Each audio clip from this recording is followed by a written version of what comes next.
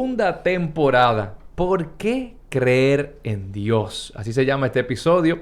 Y de entrada tengo que decirte que no tienes que creer en nada. Nada de lo que yo voy a decir aquí es para convencerte. Esto es explicarte el por qué yo creo en Dios. Y si de ahí para allá tú decides, pues ya eso es por convicción propia que tú tienes que creer, no porque alguien más te diga. Entonces, si tú me preguntas, ¿me recomiendas seguir a Cristo y creer en Dios? Yo te diría que sí, 100%. Y si me preguntas por qué, pues te voy a explicar. En el 2010, recuerdo como ahora, yo trabajaba para una entidad bancaria y trabajaba como cajero. Pero yo siempre he sido muy ambicioso, me gustaba el dinero, me gustaba la calle, me gustaba gastar, me gustaba ser independiente. Me gusta ser independiente y aparte de eso, era muy vanidoso. Mi mamá siempre me decía, tú tienes gusto de rico y bolsillo de pobre. aunque ser pobre está en la mente, no en los bolsillos, pero ese es otro tema. El tema es que por mi ambición y mi vanidad, yo no me conformaba con el sueldo, sino que yo estaba siempre metido en un negocio. Yo vendí celulares, vendí computadoras, vendí carros, hice fiestas para colegios de cuarto de bachillerato, la fiesta de promoción, yo la hice también. Compré y vendí de todo y prestaba dinero. Hasta eso yo hice. Me voy a detener ahí porque para explicar cómo era que yo prestaba dinero. Yo cogía dinero prestado en los bancos y lo tiraba para adelante. Entonces el banco me cobraba un interés bajito y yo lo cobraba un interés mayor cada mes. Te puedo decir que entre los 19 y 22 años de edad yo manejaba mensualmente algunos 90 a 100 mil pesos mensuales. Eso era el bruto. Tenía que pagarle a los bancos y eso, pero me quedaba un dinerito que a esa edad tú manejas 70, 80, 85 mil pesos. Era un dinerito bueno. Eh, a todo esto, tú me preguntarás, ¿y qué tiene esto que ver con creer en Dios? No, pues fácil. Yo te seguiré contando. A final del 2010, yo me quedé sin trabajo porque me despidieron del banco. Y en el 2006, recuerdo, yo hice un curso de locución. Mi mamá trabajaba en una empresa que necesitaban locutores. Es decir, el trabajo que hacían en la empresa era con un locutor. El locutor se iba en enero. Y eso fue como un noviembre. Justamente como por aquí, por esta temporada. Y mi mamá, como me quedé sin trabajo, me dice, Carlos, pero ve a hacer la prueba ya para ver si te cogen. El punto es que me cogieron. Pues fuego, empezamos en enero. ¿Qué pasa? En enero cambian a todo el mundo, incluyendo a mi mamá.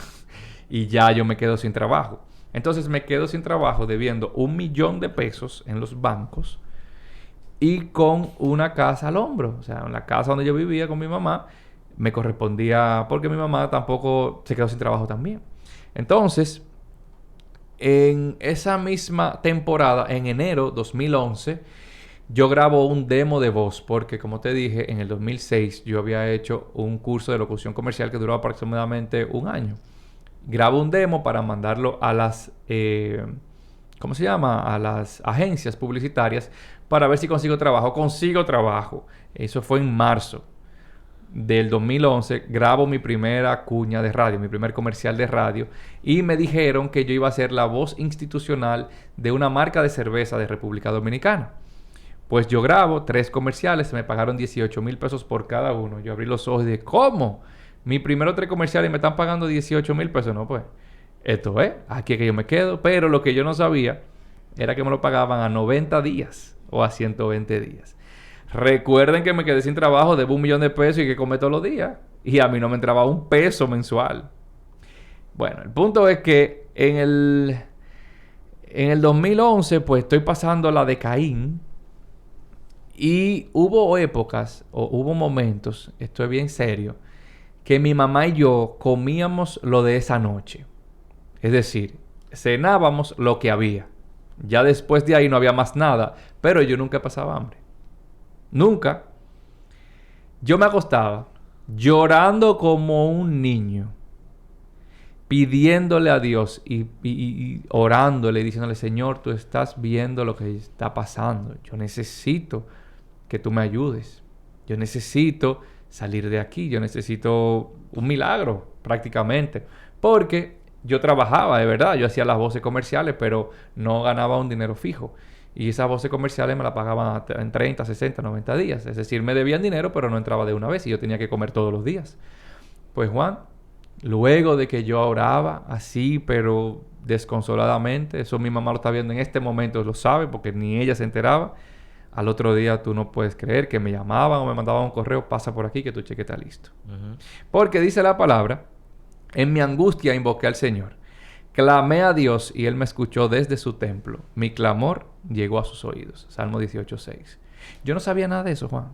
Yo no sabía de Dios. Yo le hablaba a Dios por cuando tenía el problema. Yo no me congregaba, yo no leía la palabra. Yo no tenía nada, ninguna comunión con Dios así como formal. Yo creía en un Dios que está ahí arriba y yo le pedía cuando yo tenía un problema. Entonces, todo eso pasó. Y te dije al principio, nunca pasé hambre. Nunca en mi casa faltó ni ha faltado, gracias a Dios, comida. Ni luz, ni el agua, ni el teléfono. Todo, claro. Quizás se pagaba con atraso, pero siempre Dios suplía.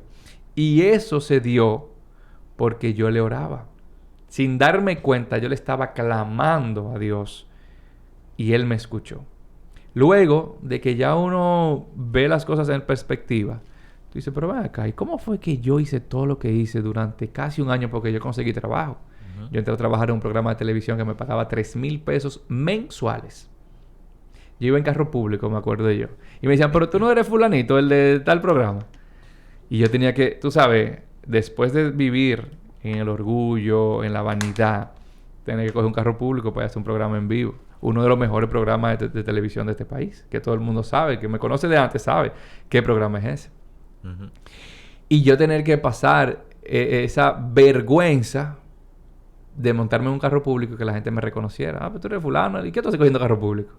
Entonces, ese proceso, eso es otra cosa, los procesos.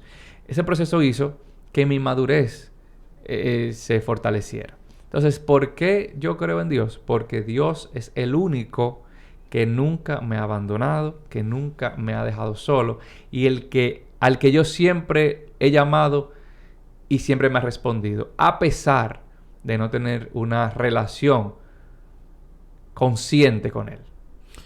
Tú, Carlos, has dado yo creo que en la diana, porque la gente dice, bueno, tú dijiste, no me congregaba, no iba a una iglesia, no leía la Biblia. Y la gente cree que Dios es Dios solamente de esa gente. La gente que vamos a la iglesia es el Dios de nosotros.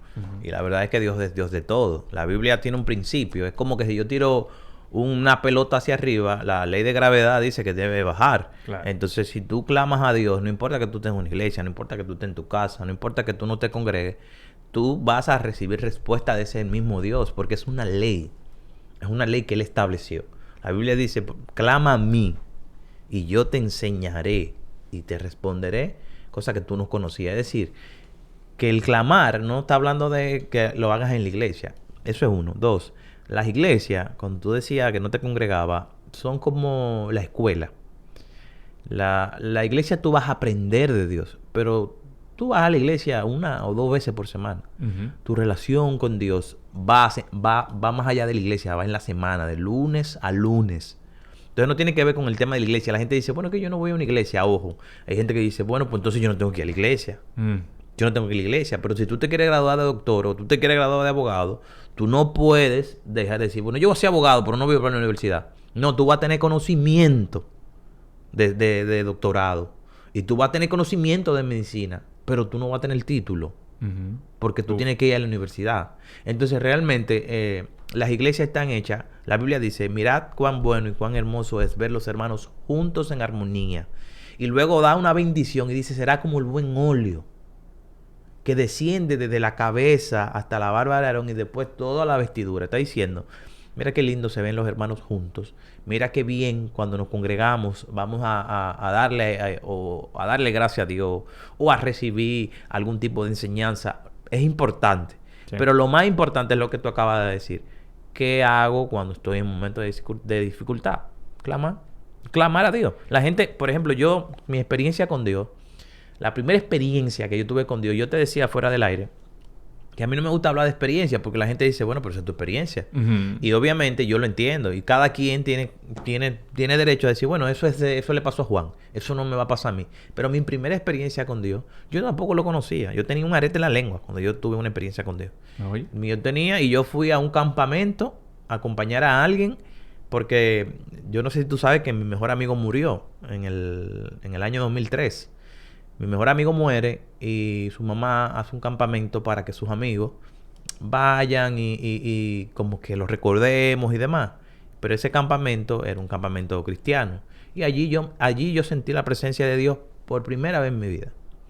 Entonces, yo no estaba en una santidad, no tenía el conocimiento, ni sabía lo que era la presencia de Dios. Yo sí sabía que lo que me había pasado era tan poderoso que yo no lo había experimentado antes. Y eso fue lo que hizo que yo quisiera conocer más de Dios. Porque las experiencias, aunque son personales, es lo que te permite conocer más a Dios. No sé si me entiendes. Sí, 100%. O sea, cuando tú puedes tener mucho conocimiento teológico, tú puedes tener doctorado en historia de la iglesia, todo lo que... Y te pueden bombardear con información. Y puedes tener instituto bíblico y todo eso. Pero claro. cuando tú tienes una experiencia personal, eso no te lo quita nadie. Absolutamente. Por ejemplo, tú te vas a acordar toda tu vida, cuando en tu casa no había nada, y tú clamabas y al otro día aparecía el cheque. Uf. Eso no te lo va a quitar nadie. Absolutamente. Entonces, eso es lo que diferencia a una gente de otra. Cuando hicimos el episodio pasado, yo te decía, y con Dios hay que tener una relación. Y cuando se tiene una relación, empiezas a tener experiencia. Y las experiencias son las que van a hacer que tú hagas cimiento con Él. Que tú digas, mira, yo sé que Dios me va a suplir. Y cuando tú tienes ese conocimiento, eso no te lo quita nadie, Carlos. Es así. Y cuando tú tienes ese conocimiento, para reforzar un poquito más lo que tú dices, Juan, Jesús dijo cuando vino, mi paz os dejo, mi paz os doy. Y es una realidad. No importa el problema que tú tengas o la situación que tú tengas. Ya cuando tú entras en comunión con Dios, cuando tú tienes una relación con Dios, independientemente lo que te esté pasando, tú te sientes tranquilo porque ya no depende de ti. Ya depende de Dios. Y tú estás convencido de que si está pasando es porque Dios deja que pase para fortalecerte en algún aspecto que tú estabas débil, para que tú puedas recibir y administrar la bendición que viene. Por ejemplo, mira cómo yo lo veo. Si Dios, mucha gente dice, la vida es tan, no sé qué, no recuerdo ahora, la vida es tan buena maestra que si no aprendes una lección, te la repiten. Y yo digo que no es así. Yo digo, Dios es tan sabio y tan grande que Él te enseña a través de procesos. Y hasta que tú no aprendes, no es que Él te lo repite, hasta que tú no aprendes, no pasas de nivel. Mira cómo yo lo veo. Dios te dice, yo te voy a regalar esa casa, ahí adentro con todo lo que tú quieras. Y vamos a llamarle la bendición. Pero dentro de esa casa tú tienes que barrer, fregar, cocinar, limpiar, tender la cama. Si tú no sabes hacer todo eso, cuando tú entres a la casa, es decir, a tu bendición, ¿qué va a pasar? Entonces, ¿qué hace Dios? Antes de mandarte a esa casa, te enseña a limpiar, te enseña a barrer, te enseña a cocinar. Y tú dices, ¿pero y qué es esto? Yo cogiendo este calorazo con este fogón. No, y yo voy un poquito más allá. Yo no sé, tú ahora que eres papá, ya yo te llevo la milla, porque yo tengo un Conani. Yo tengo un Conani. Tú y Vaquero van ahí. Sí, yo tengo un Conani.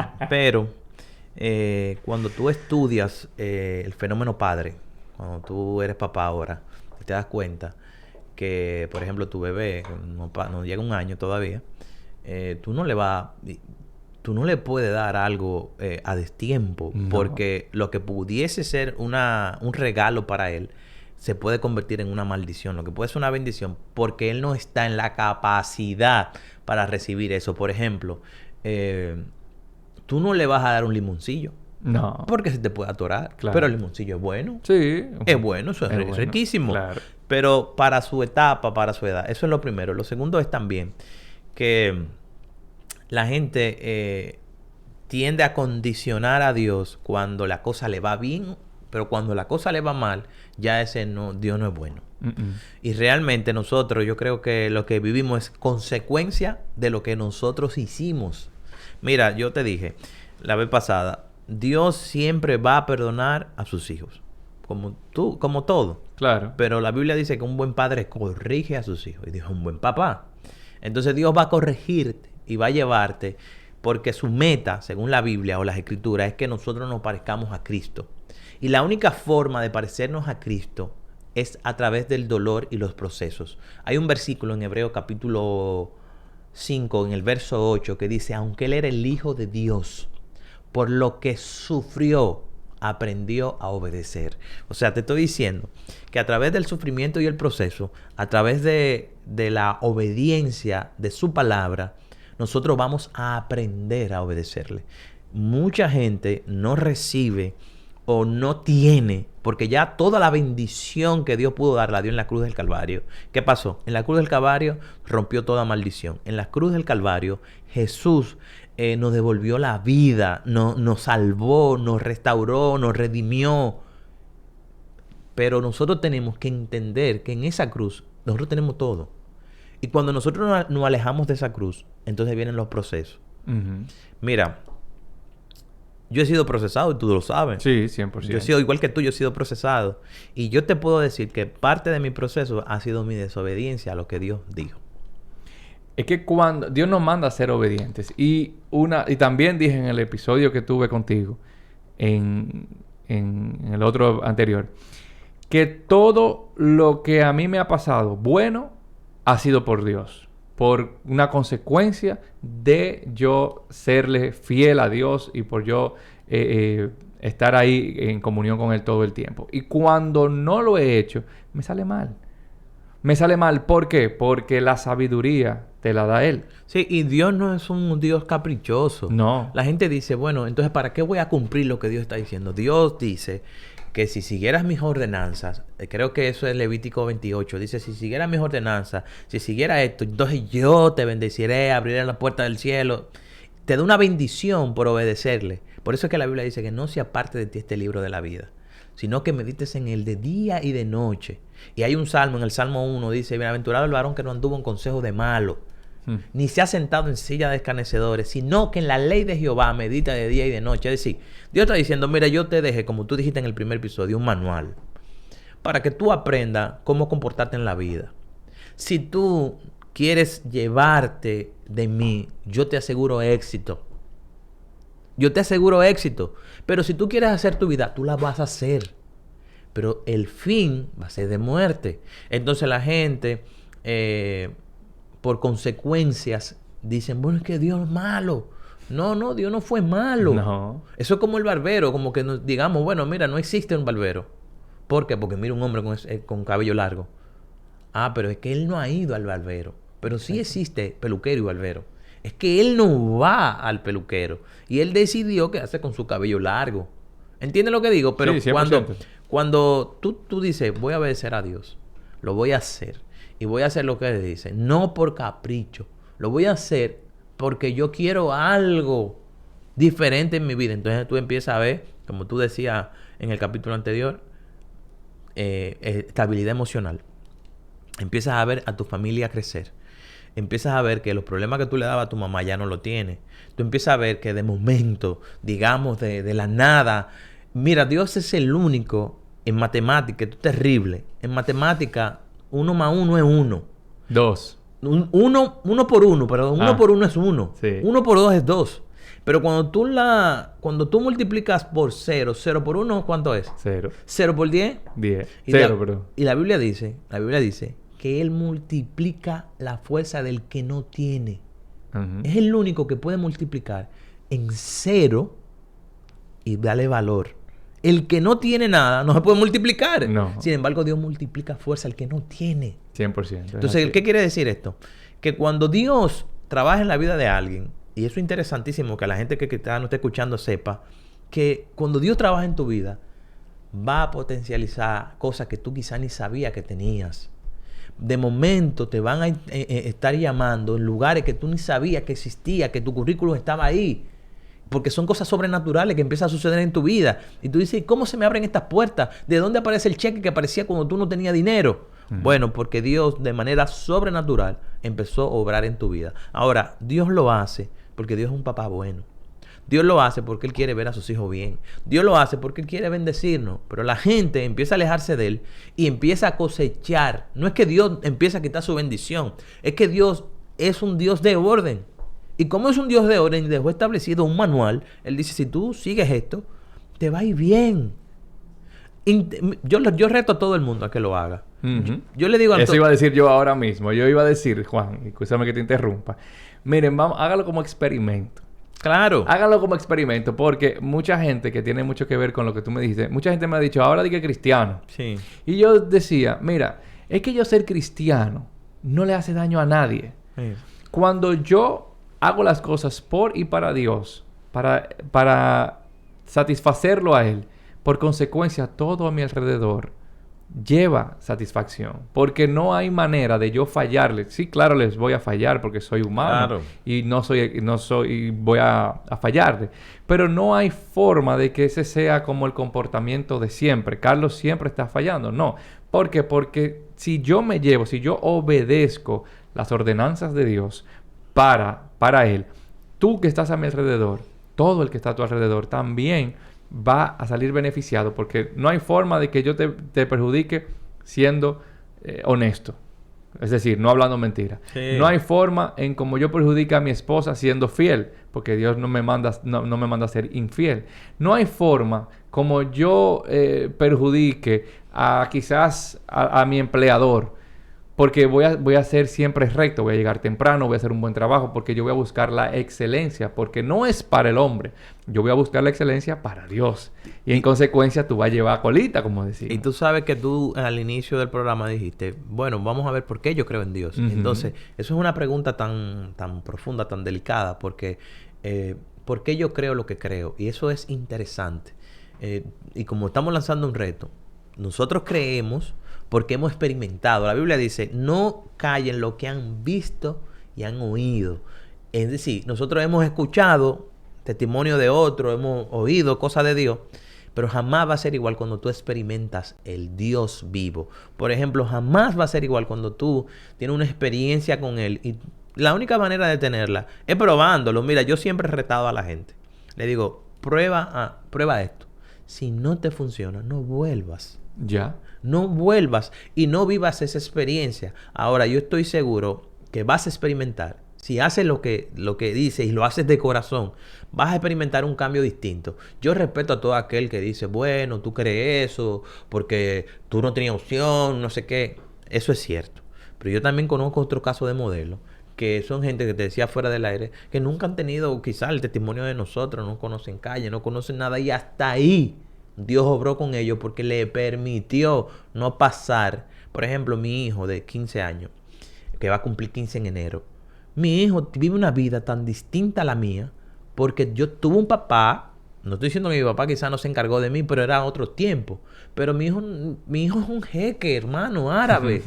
Mi hijo dice, y ahí está el papá buscándole cosas. Uh-huh. Entonces, digamos, bueno, pues entonces tu hijo no tuvo la misma vida que tú tuviste. Pero hasta ahí Dios sobró en él porque le permitió vivir una vida completamente distinta a la que vivió su papá. Uh-huh. ¿Entiendes? Ahora, Sí. ¿qué sucedió? Yo tomé una decisión de que en los romeros llegaba hasta ahí. Las cosas que iban cambiando, ¿entiendes? Entonces nosotros tenemos que tener en cuenta. Tú dijiste, yo voy a seguir cometiendo errores. No es que seamos perfectos. No, al contrario. Dicen por ahí que las iglesias son igual que los hospitales. Está lleno de gente enferma que va buscando salud y sanidad. En la iglesia, hermano, usted no va a encontrar ni en ninguna parte, mucho menos en la iglesia, personas perfectas, porque no lo somos. Y tú decías ni iglesia algo, perfecta tampoco. No, ni iglesia perfecta. Tú decías algo y es bien real, que eso a mí se me ha quedado retumbando. Y es que nosotros buscamos a Dios por lo imperfecto y por lo malos que somos cuando no estamos cerca de Él. Entonces, no busques iglesia perfecta. No busques la perfección porque no la vas a encontrar. No, ni tampoco te fijes en el otro. Trata de vivir una vida con tú y Dios. O sea, mira qué pasa. En estos días, y más en las redes sociales, la gente le encanta juzgar. Pero mire todo, mire esta gente, que sí, ok, pero mira este, mira lo otro. Y quiere ver los errores que nosotros tenemos, nuestros pies de barro. Pero no se pone a pensar en sus errores. Jesús dijo, mira la viga que está en tu ojo. O sea, en vez de mirar la viga ajena, pon atención a tu vida. Plantéate cómo está tu vida. Mira, la gente exitosa, Carlos, no anda pendiente del otro. No. Porque no tiene tiempo No tiene tiempo para ver la vida del otro. Está pendiente a su vida. Entonces así mismo es el buen creyente. El buen creyente está pendiente de su vida y de ayudar al otro.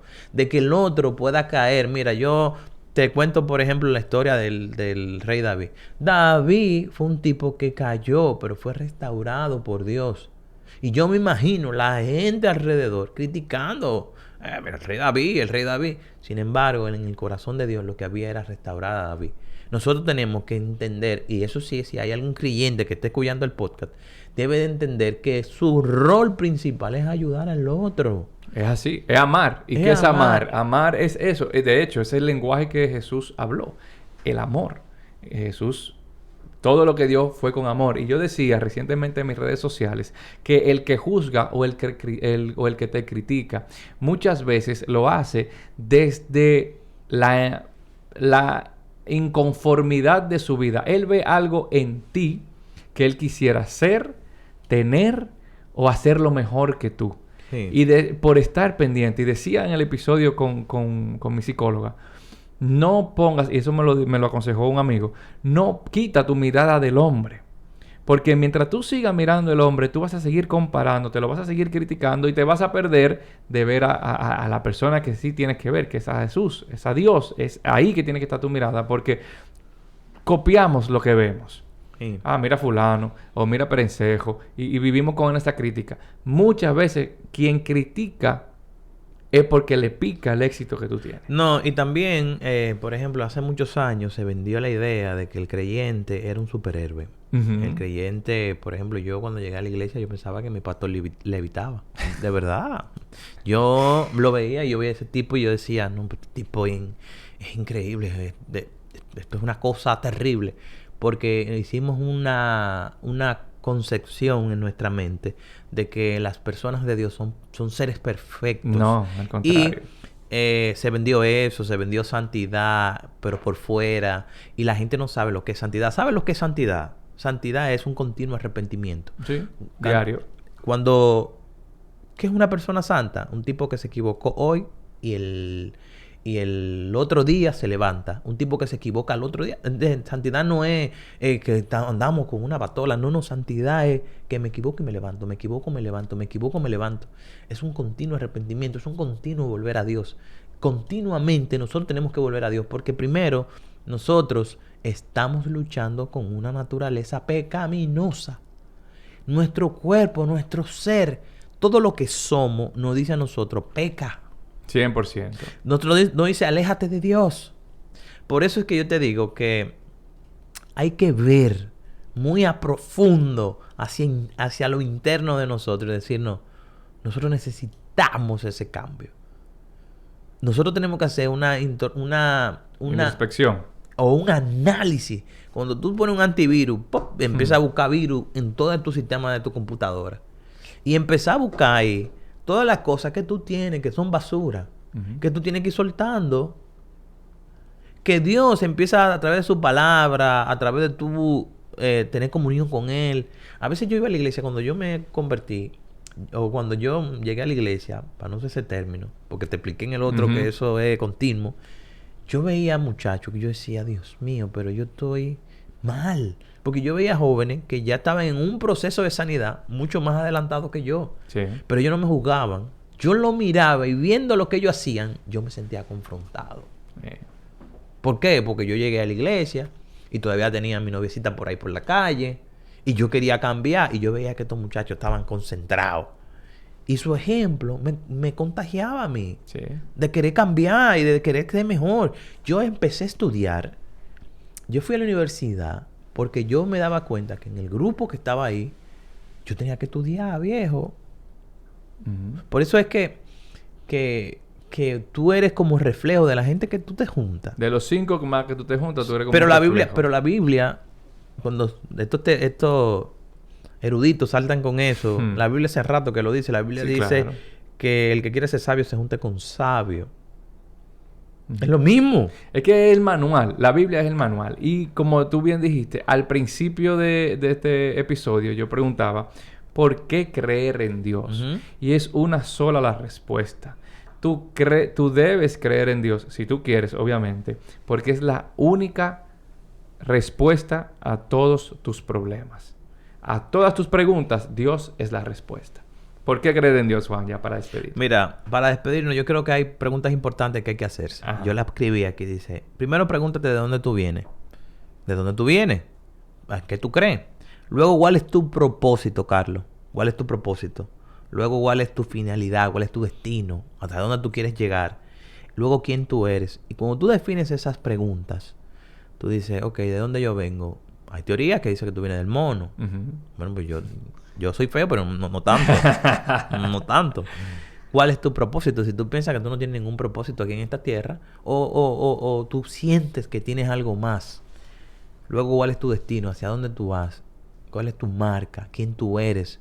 ¿Qué tú quieres dejar? Cuando tú defines eso, ¿qué tú quieres que se quede en tu lápida? ¿Qué se va a decir de Carlos cuando Carlos no esté? ¿Cuál fue el propósito que marcó a sus hijos, a su generación, a sus amigos? Que la gente... Mira, yo tengo un objetivo personal. Que todo el que hable conmigo entienda y me vea y diga, este tipo tiene algo que yo quiero. Cuando me preguntan qué es lo que tengo, le digo, yo lo que tengo se llama Jesús. Jesucristo es lo único que yo tengo. Porque yo soy malo. Sin embargo, su gracia cubre multitud de faltas. Su gracia permite que yo me vea distinto. Tú ves tu admiración hacia mí. Si tú me vieras hacia lo interno, lo que yo soy en realidad, tú no me miraras, Carlos. No, claro que no. Porque lo que tú ves en mí es el reflejo de Dios. Amén, así es. Es lo único que tú ves. Entonces, cuando el ser humano entiende eso, entonces empieza a vivir una vida con propósito. Empieza a decir, creo lo que creo por esto. Eso es interesante. Bueno, con esas palabras y para corregirte, no importan los defectos que tú tengas, hermano. Yo siempre voy a admirarte. Siempre te voy a admirar. Siempre te voy a mirar con ojos como Dios te puede mirar a ti. Ahora porque sí. tú eres una obra de Dios y somos hermanos en la fe. Y si tú eres una obra de Dios, tú no eres malo. Tú simplemente tienes... En desarrollo. Soy un proyecto en desarrollo. Somos un proyecto en desarrollo. Ni más ni menos. Lo dejamos con esa pregunta de Juan Romero. Juan, gracias por estar en este episodio de ¿Qué es lo que con Carlitos? Y si tú estabas buscando la respuesta de por qué creer en Dios, yo espero que tú la hayas encontrado aquí. Gracias, Juan.